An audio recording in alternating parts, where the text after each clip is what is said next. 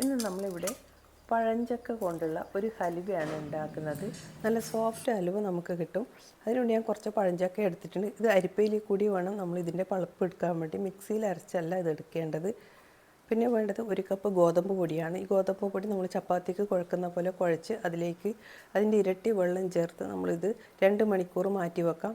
2 മണിക്കൂറിന് ശേഷം ഇതേപോലെ നല്ലോണം ഞെരടി അതിൻ്റെ പാലെടുക്കണം. ഒരു അരിപ്പയിൽ കൂടി അരിച്ച് അതിൻ്റെ പിശിടൊക്കെ മാറ്റണം.